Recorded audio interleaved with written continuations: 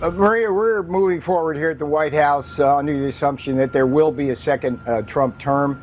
I think it's really important before people's heads explode here to understand that what we seek here is verifiable ballots, certifiable ballots, and an investigation into what are growing numbers of allegations of fraud under signed affidavits by witnesses. And my own view, looking at this election, we have what appears in some sense to be an immaculate deception. Yeah, I laugh when the Democrats complain about that. I remember in Florida, we had a close Senate election. Chuck Schumer and his party hired a bunch of lawyers and contested it for almost 20 days because that's what the law allows you to do. There's nothing the president's doing that's illegal or not within his legal rights.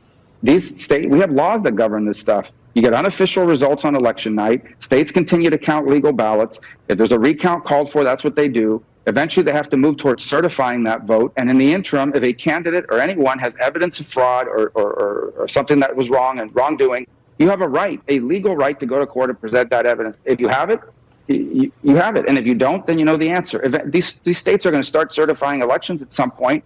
And on December 14th, the Electoral College will elect the president. That's our laws. So I don't know what all the freakout is about. Joe Biden had hundreds of lawyers on standby ready to do all of these things had the outcome of the initial calculations been reversed. This is the way the system works. Let the system work so people can have confidence and our republic can move on.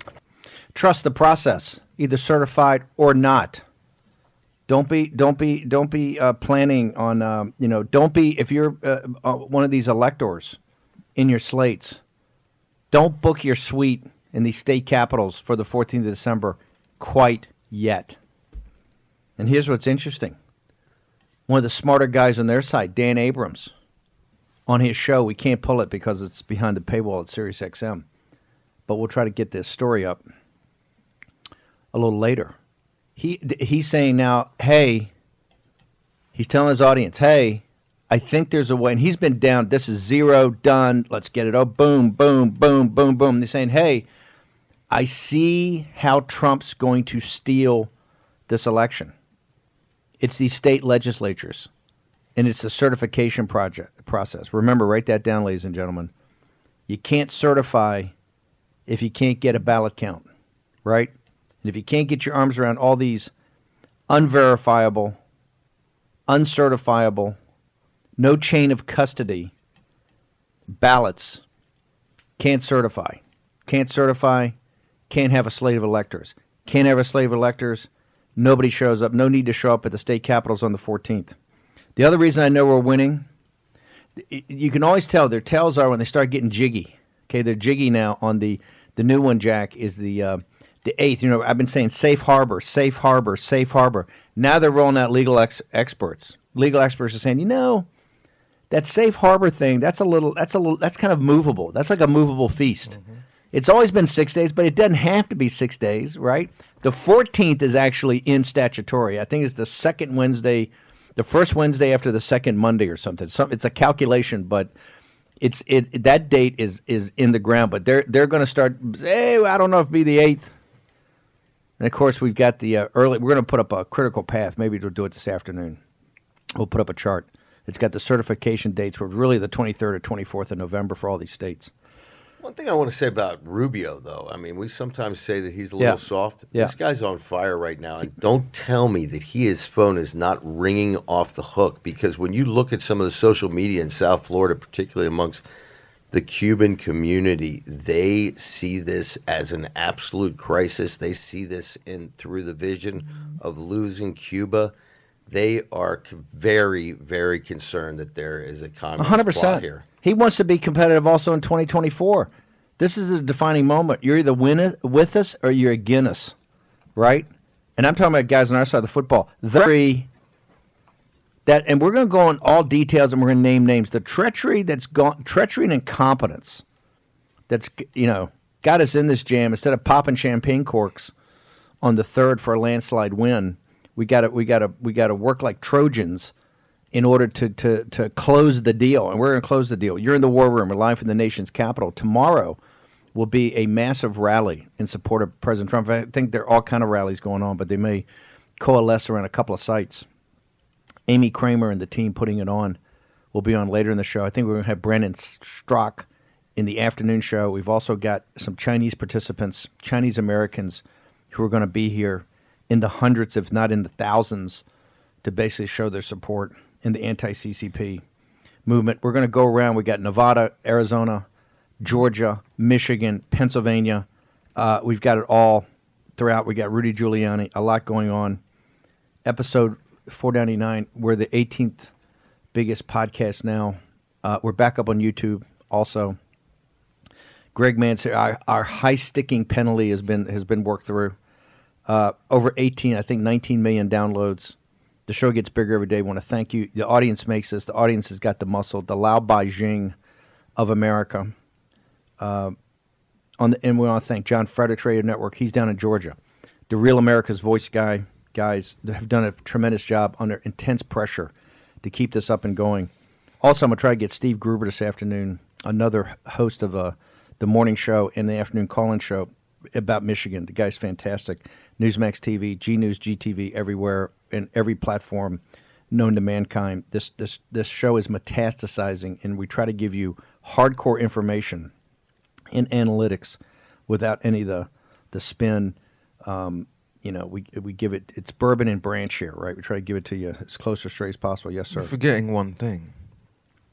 Friday the 13th. It's Friday, Friday the 13th. What's fueling you this morning? Friday the 13th. By the way, they're fantastic. Don't say this. The engine room I did not eat one. The engine room of the war room will not be happy. The engine room wants everybody's done voter fraud to be in prison and not to eat cookies. Okay. Let it be said, Jack Maxey will never bring signature cookies to the War Room or anywhere else on this planet. Shame. But they are very beautiful. No, They're National Pulse yeah, cookies. see, They're lovely. Leave it to Raheem to have bespoke cookies. Bespoke cookies. There's a lot going on. Overnight, this vote locked up in Arizona. I think we're still down 10,000. There's nobody knows, 25,000 and 50,000 still outstanding.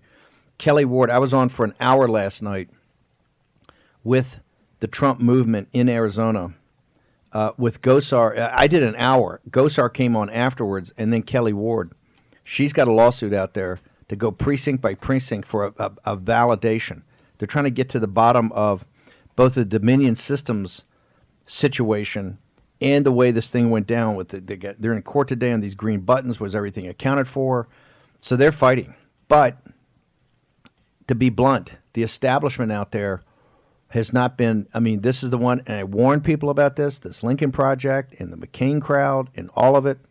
And hey, just saying, for months and months and months, warned you about it, right? And not just on the vote. I'm talking about inside the wire. Right, on who actually did what. Maricopa County, I think the GOP chair was either forced out or stepped down last night. There's a civil war internally to the party out there. There's no reason for that to be blue. If you look at how Trump's done, particularly with Hispanic voters out there, this is not, he preaches the gospel of sovereignty and the gospel of economic nationalism. They're a beneficiary of it. And they're responding to it. It's no reason that state should be lost. It's been called, but it's got to be certified. It's been called, I think, by CNN and these guys today. Still got to be certified. We're going to try to get Boris Epstein. We've also in Nevada, Brian Kennedy is up there, and I'm telling you, they're about to drop. I don't think the lawsuit has dropped quite yet in Georgia. We have Rudy Giuliani bottom of the hour. In Nevada, they're getting ready to drop a suit, and they're going. And for the engine room of the war room. They've had a criminal referral, and I hear there's many more criminal referrals coming up, that this Nevada situation really stinks to high heaven, and it's got criminality all over it. So we're trying to get Lawrence Tabas on, the chairman of the Republican Party in Pennsylvania, also a renowned lawyer. There's a huge hearing on Tuesday in federal court on the entire lawsuit, particularly the equal protection part of it. And they're going to try to throw out, anywhere from 350,000 to 600,000 ballots. No one's still answered the question.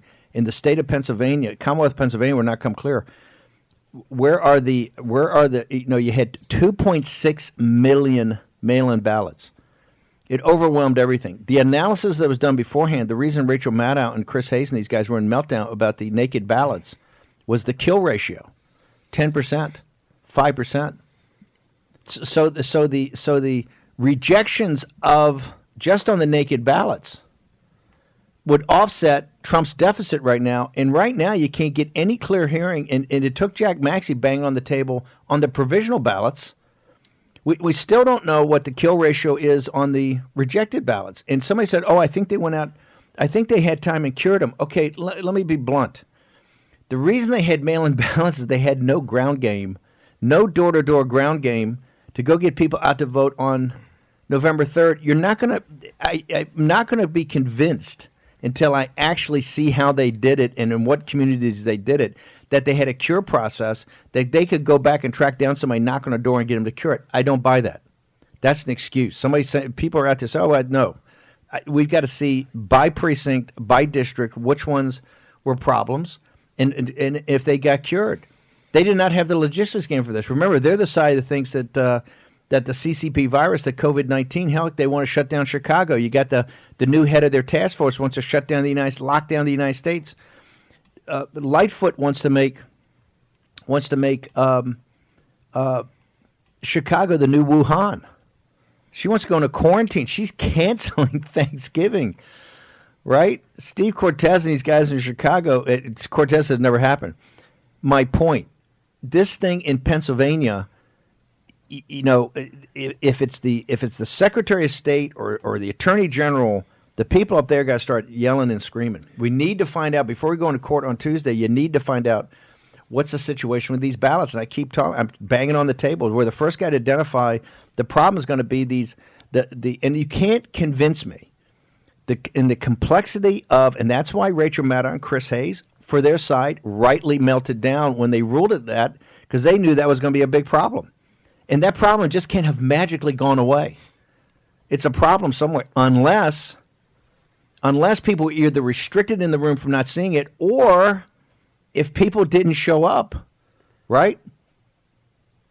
We still haven't gotten an answer on that, and we're digging nonstop. In Michigan, we're trying to get Brother Coleman off. He can't get him. He's getting ready for court. He's going to be on the afternoon show.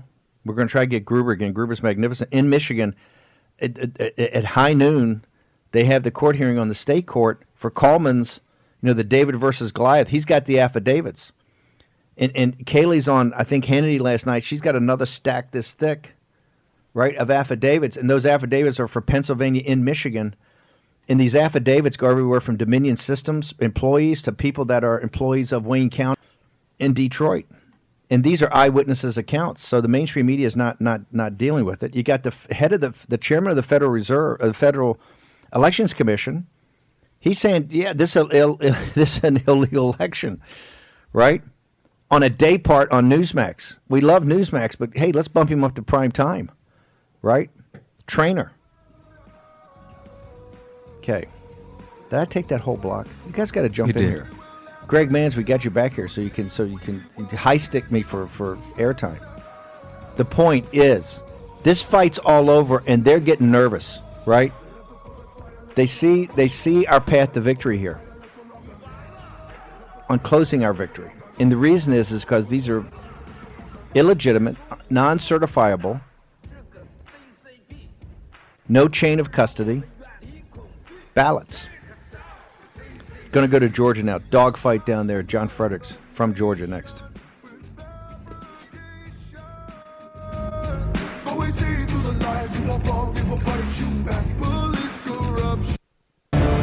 War Room Pandemic with Stephen K. Bannon. The epidemic is a demon, and we cannot let this demon hide.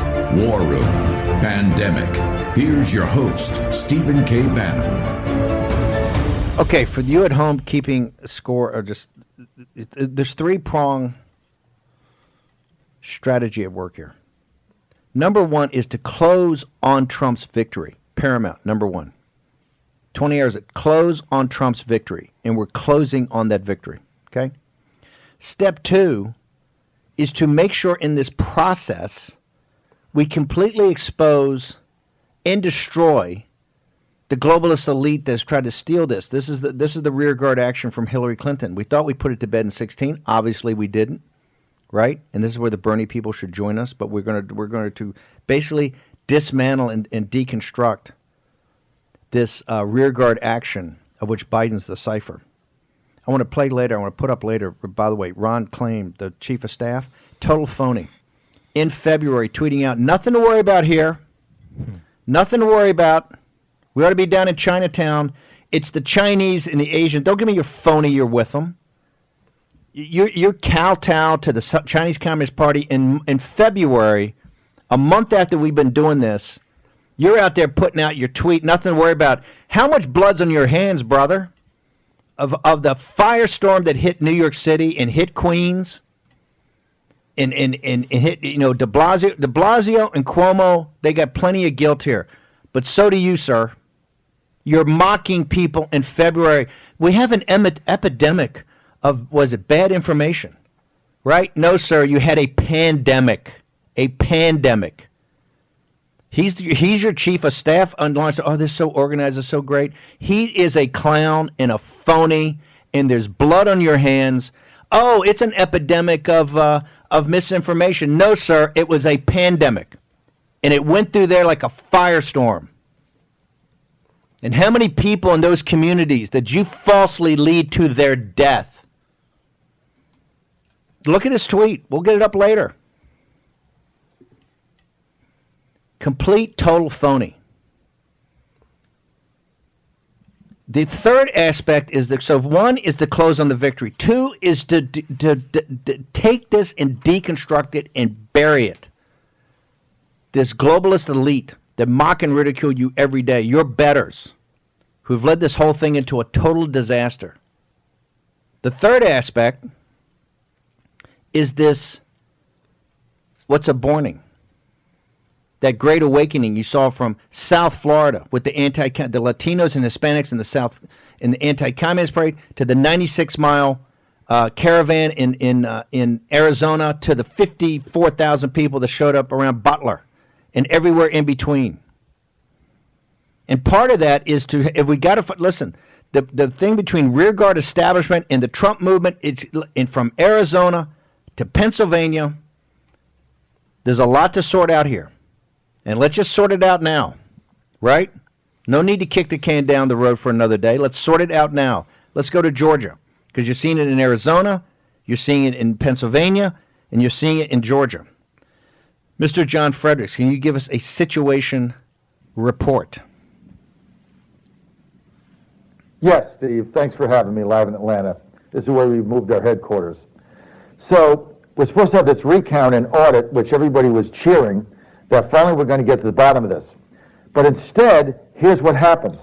The Secretary of State, Brad Raffensperger, with the support of Lieutenant Governor Jeff Duncan and the Governor, Brian Kemp, who, as you know, Steve, wouldn't be governor without Trump, they all stab Trump in the back and they're deplorables. And here's what they do.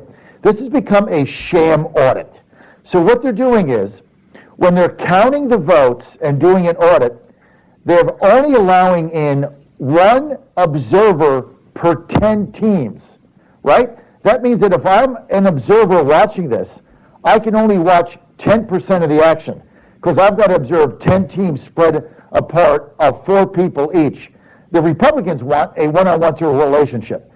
That's only the start of it. Here's what else they've done. Here's what else Raffensperger, the Republican Secretary of State, has done. He's turned the audit into a fake scam sham audit. They're not going to be checking signatures on absentee ballots. They're not going to be matching absentee ballots with addresses or with duplicate voters. They're not going to be matching absentee ballots with the envelopes and signatures they came in. So basically, if you've got 1,200,000, 1.2 million absentee mail-in ballots, they're not going to scrutinize them. They're simply going to recount them. So if they're phony ballots, they simply get recounted again. That's absolute insanity. They've done nothing. It is a complete farce what they're doing in Georgia. So today, the state national committee woman, Ginger Howard, very nice lady, and the state party chairman, Dave Schaefer, former state senator, he's got a spine, and Doug Collins, they sent a scathing letter to Raffensperger saying, hey, wait a minute, This isn't an audit. All you're doing is protecting your own election scam, and we can't even observe it because you've got a 1 to 10 relationship for the audit encounters. We want a 1-to-1 relationship. They're having a press conference today at noon.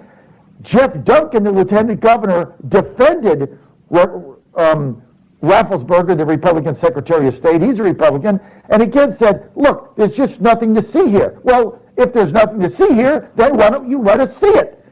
Unbelievable. And the fact that there's an audit, the purpose of the audit is to scrutinize the mail-in ballots. Well, they've thrown that out. They're just recounting them exactly as they came in. What the hell kind of an audit is that? This is a complete farce. It's a scam, and it's done by Republicans because they don't want to expose their own incompetence. Steve, this is unbelievable. So what do you, tell me what you want. What's the recommendation? What do you want? We want two things. We want a 1-to-1 relationship with counters, auditors, and observers. How tough is that? The Republican Party of Georgia will pay for that. Cost the state nothing.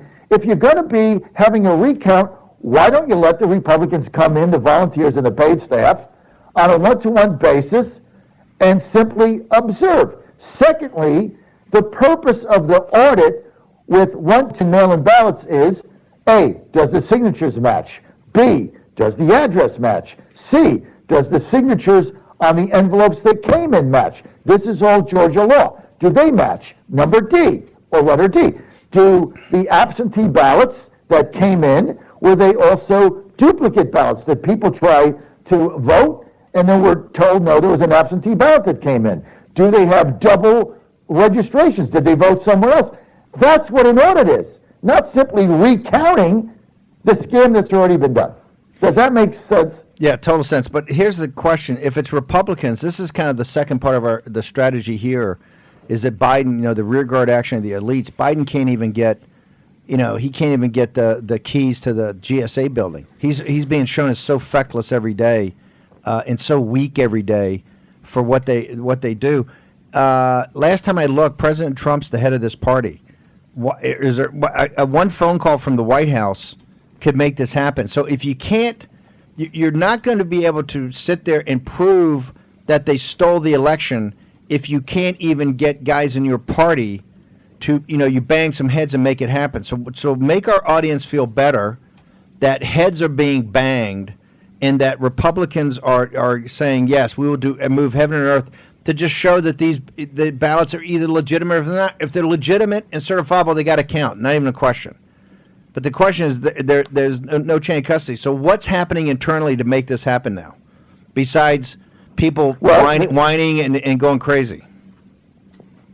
Well, they sent Collins and Ginger Howard, the state committee woman, and the chairman of the Republican Party, Dave Schaefer, sent a scathing letter to Rafflesberger demanding this. There's a rally at noon. I have told them they need to have a press conference today on the Capitol steps, outside of the GOP headquarters at 3 o'clock, and invite the media and ask the question, why don't we do this? This has got to get to the attention of the political team at the White House, and the president's got to pick up the phone, Steve, and make a phone call, because Kemp and Jeff Duncan, the lieutenant governor, and Rafflesberger, the Secretary of State, basically are saying nothing to see here.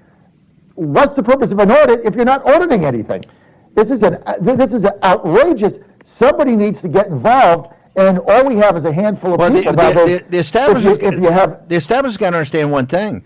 If the Trump people just say, hey, look, if that's what you're going to play, then maybe we sit out the January election.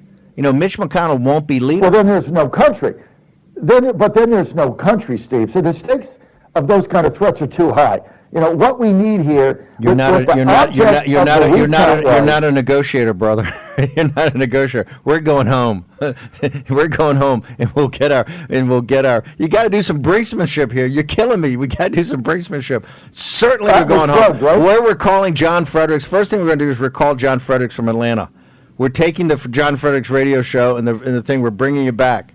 We're going to bring you back. Yes, you got to threaten. You're not going to be around. Otherwise you're going to get rolled. You don't need to do that. what you need to do, you need to keep everybody involved, and the White House has got to pick up the phone and call the governor and say, what the hell is going on out there? We want a legitimate audit. And hey, their view is there's nothing to see here because it's on their watch. If there's nothing to see here, then the audit will prove that. I can't understand why they refuse to shine a light on this, Steve, but it's not going to end. And more elected officials on the Republican side are going to stand up and have a spine here, and we want a legitimate audit. Right now, it's a fake and a sham, and it's a charlatan exercise. Okay, we're going to check in with you in the afternoon show, see how that press conference went. John Fredericks, Fredericks Radio Network down in Atlanta in the middle of the dogfight. 80% of the fight is now internal.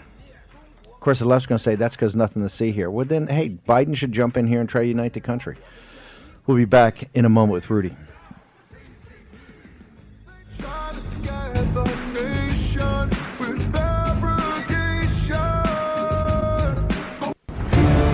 War Room Pandemic with Stephen K. Bannon. The epidemic is a demon, and we cannot let this demon hide.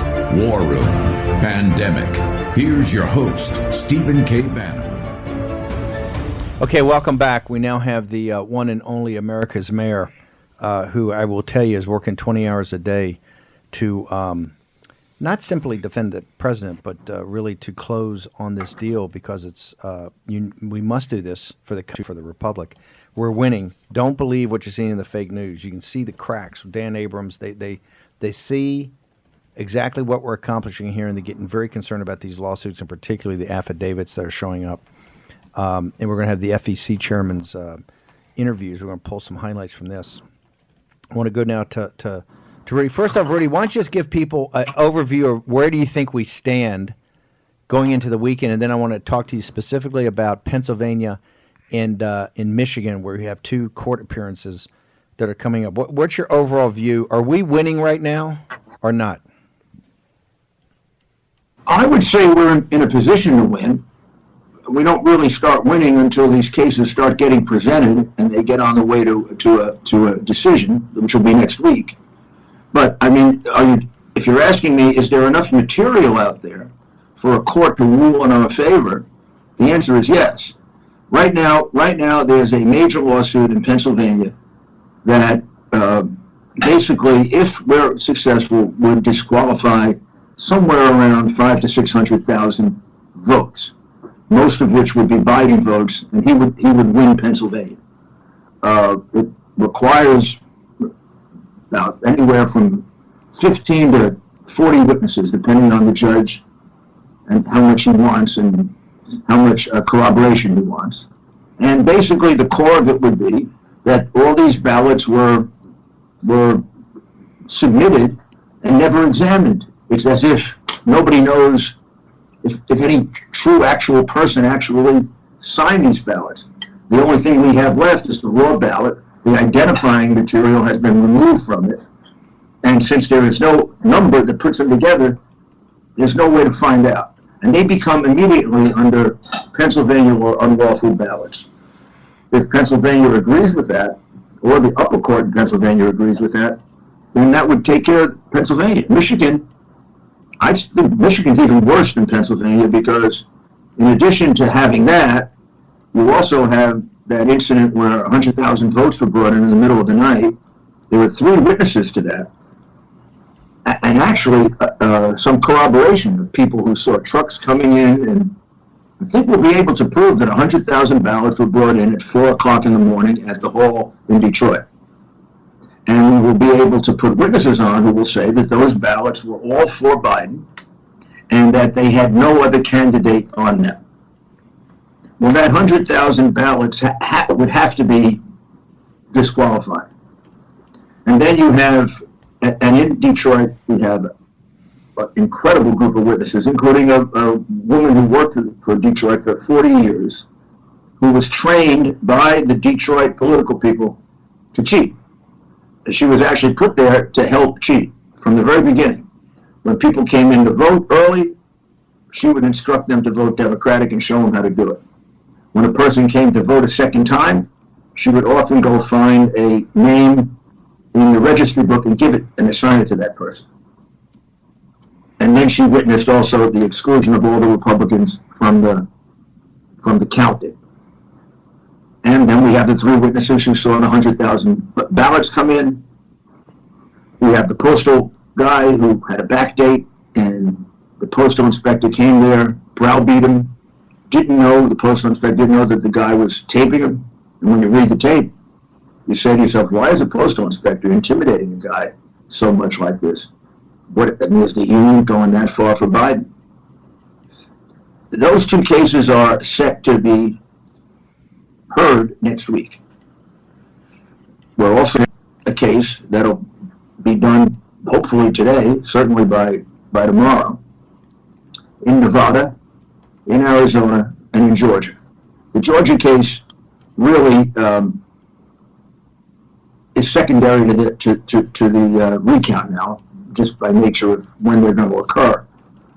So the recount's going to really have a lot to do with how good a case Georgia becomes, because despite the fact that they're separate things, if you win the recount, you don't have to really worry about the case. And if you lose the recount, it's really hard to ask a state to kind of do it twice. We'll try, because there's real fraud in Georgia. But I would count more than on Nevada and on Arizona. And that's the path to victory. And it's really proving that in each state there were ineligible ballots that overwhelmed the margin of victory that Biden has. And in some of these cases, it's easy. I mean, the margins of victory are 41,000 votes, 50,000 votes. It's not as if we have to climb some incredible mountain. Let me go back and do the first off. Porter Wright, the law firm, either through intimidation, it looks like, or it could be some of the partners there said, "Hey, this is a wild goose chase, and we don't want to blow ourselves up in front of our clients because there's no chance to win." Why is Porter Wright one of the major law firms? I guess Jones Day and Porter Wright were the two. Jones Day still with you, but Porter Wright just dropped off, sent a letter that they're resigning from representing the campaign. What is that about? This has been going on for quite some time, Steve. This was going on during the impeachment also, and it isn't their assessment of the case. Honestly, most of the partners at Porter Wright don't know what the case is about. Only Ron Hicks knows what the case is about. A large law firm, you don't know about somebody else's case. This isn't an evaluation of the quality of the case one way or the other. This is an evaluation of political cowardice. I mean, they're afraid they're going to lose clients. I'm sure they've been threatened by clients who've said, in fact, I know they have. Clients who said, if you continue to represent him, you're not going to have our business any longer. It's not the law firm, it's not the first law firm that's acted this way. This has been a problem for 2 years, that nobody wants to see Donald Trump get representation. I find that completely offensive as a lawyer. We're supposed to represent the worst criminals because they need a defense. This is hardly a criminal. This is the President of the United States who's bringing up legitimate issues about the integrity of the election process. Look, I didn't make up the testimony of these people that came to me. I wasn't there when the 100,000 ballots were brought in that appear to be fraudulent.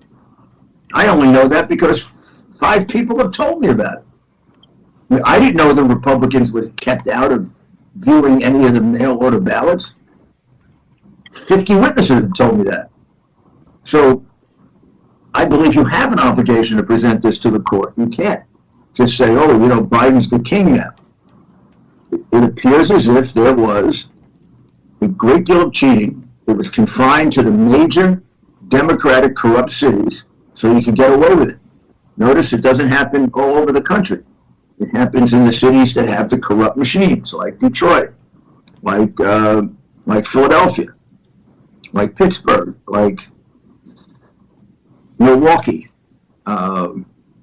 Minneapolis, places where the Democrats are in strong control and have been for quite some time.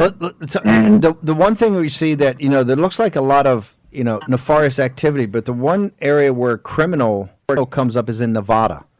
You've already had a criminal referral out there from when Rick Grinnell was on the scene. We got Brian Kennedy later. Matt Schlapp went out after that.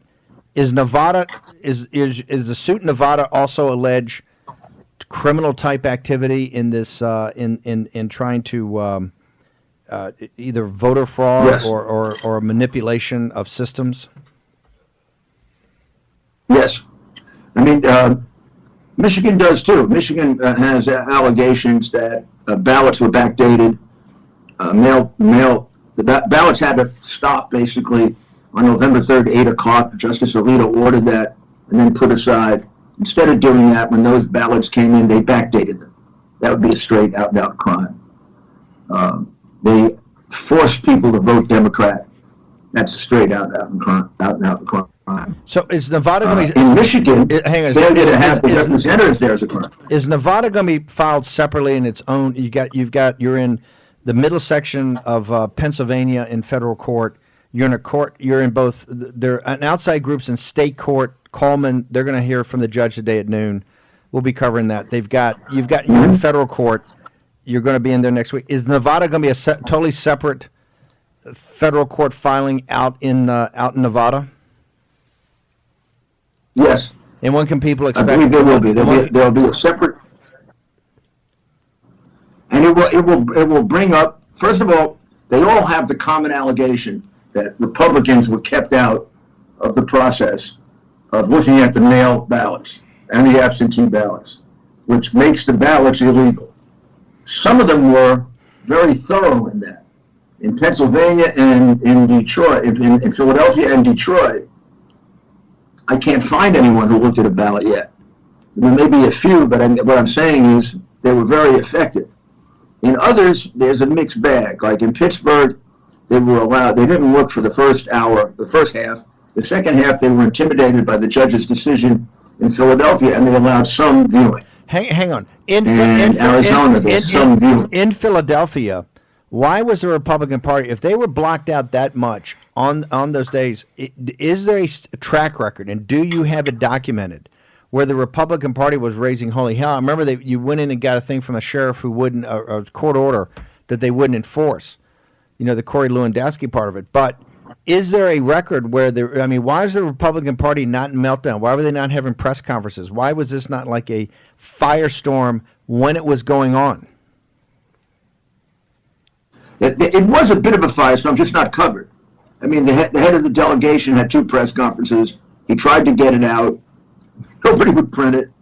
And then he finally went to court with it that night. Okay. And it was heard the next day. Okay, good. And the court wanted them to compromise. So he did make a record of it. Mayor, can we keep you over for through the commercial break?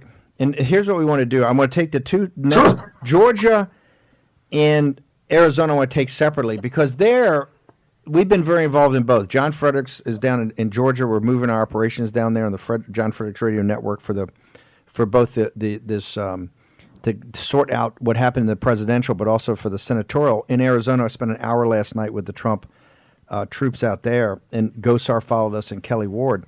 There you have between what the Republican establishment wants to do and what the Trump movement and what the Trump campaign want to do. And it seems like there's just two different things. Like Lynn Wood who I think is a fantastic lawyer. He's tweeting out, our thing, the Chinese Communist Party is involved here. This is going to be massive when it's exposed. You've got Sidney Powell, who's out there talking about 450,000 votes in these different areas. In Arizona, they're sitting there going, hey, we just don't want to recount. Recount's not going to do it. We've got to go in and do a hand analysis, ballot analysis of what happened here in Maricopa County. So I just want to deal with Georgia and Arizona, because there's not a united front from our side of the football. We're going to take a short commercial break. When we return, we're going to have Mayor Rudy Giuliani, who's kind of the overall architect of this, and someone who's not going to back down as we go through this situation that now we're ramping up into court. Remember, at noon today, there'll be a hearing in Detroit, in state court in Michigan, with the Great Lakes Justice Center, David Coleman. We'll update you on that as we go on. Later this afternoon, hopefully have Steve Gruber and Dave Coleman on talk about Michigan. That's the state court. In federal court, it's going to happen next week. Got Raheem Kassam, Greg Manns, Jack Maxey, Stephen K. Bannon. We got a lot to get to. About the rally tomorrow. Amy Kramer's going to be on here. We're going to go back to Georgia with Jenny Beth Martin. We're going to go to Nevada with Brian Kennedy. Out to Arizona. Going to cover it all. Darren Beatty here to give the big picture. about fighting in these state legislatures. All of it next on War Room Pandemic.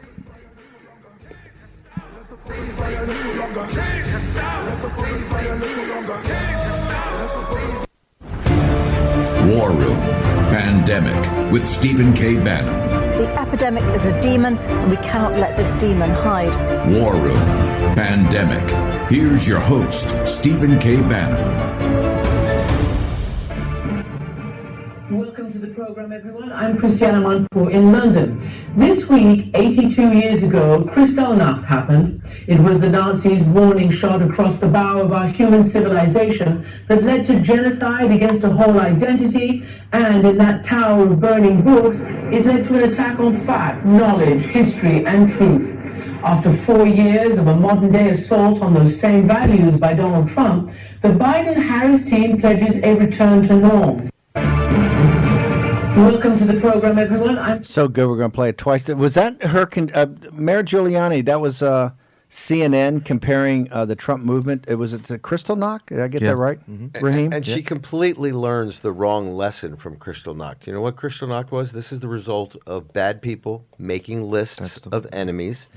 We also must remember that the Germans were disarmed just before Kristallnacht. They had actually gathered up all the weapons, specifically starting with the Jews.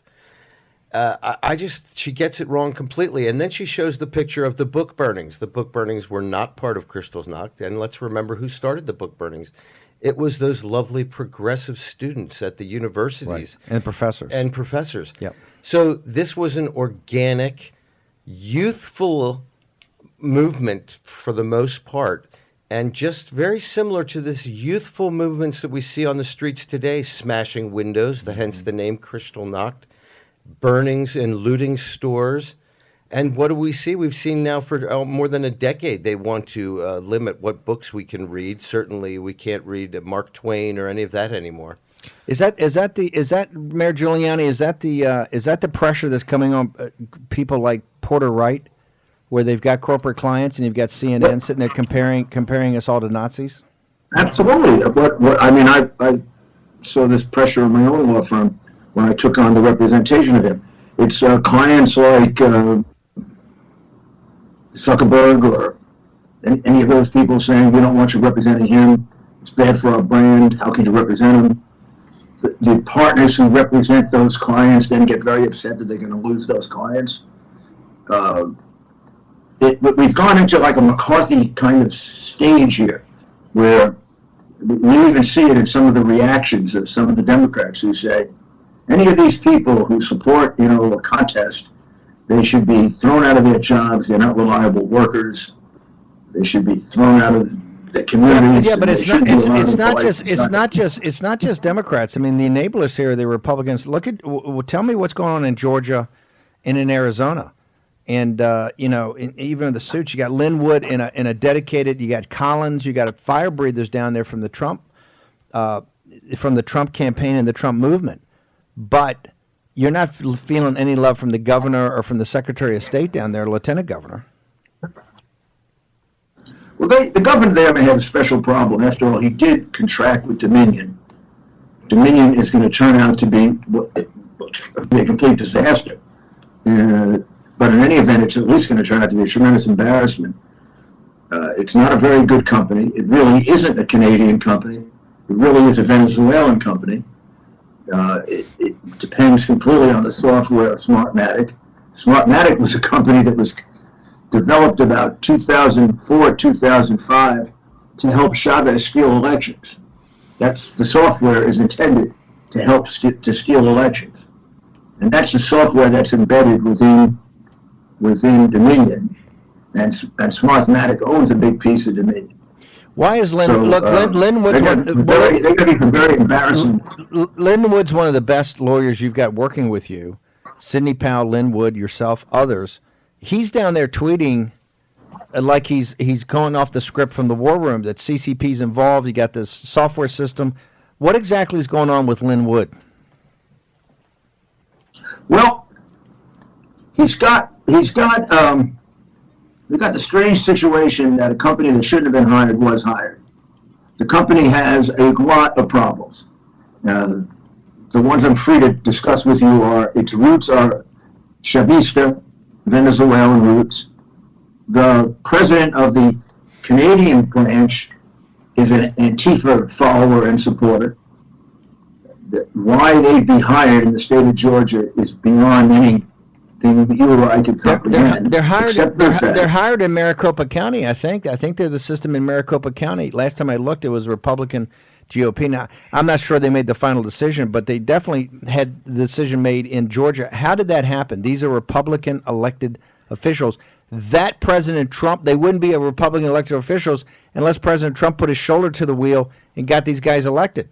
Kemp was a non-starter before President Trump supported him.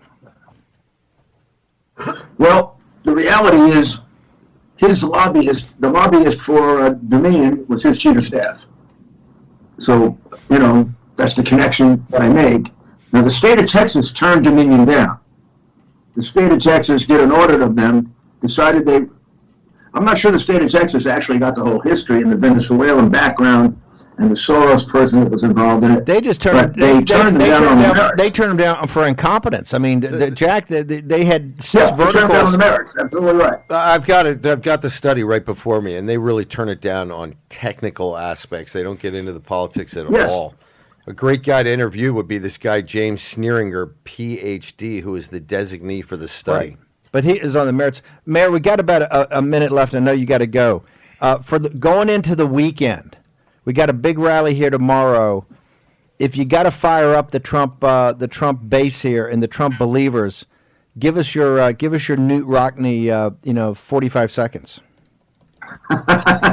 Well, we're discovering a very, very serious frauds, and don't be misled by the media that says, "Oh, there's no evidence of fraud," and it's beginning to start looking systemic, because you see the same thing happening in 8 or 10 cities. All very rock-ribbed, protected Democrat cities where they feel they can get away with anything. And it seems to me that this is not by coincidence that they all had the same idea at the same time. So I think we might be able to show that it's concerted, and that would give us a better chance at getting some of these overturned. Mayor, thank you. I know are you going to drop another podcast today? Yes, one on at 6 o'clock tonight. And it'll be an analysis of just how we now have shown, at least in 2 states, how the election was rigged. It wasn't, and we will reveal some of the exhibits. Perfect. We got to bounce you out. You've got your path to victory the other day, and then how you're going to win. We're going to take highlights from them. They're fantastic. You got to go to Rudy's podcast. We'll put it up in the next segment. Mayor, thank you so much for joining us.